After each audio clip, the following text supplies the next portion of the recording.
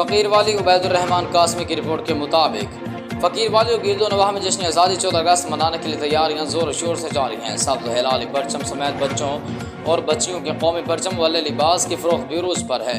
Cap, classes, चूड़ियाँ, केचर और इसी तरह मुख्तलिफ अशिया की फ़रोख्त जारी है।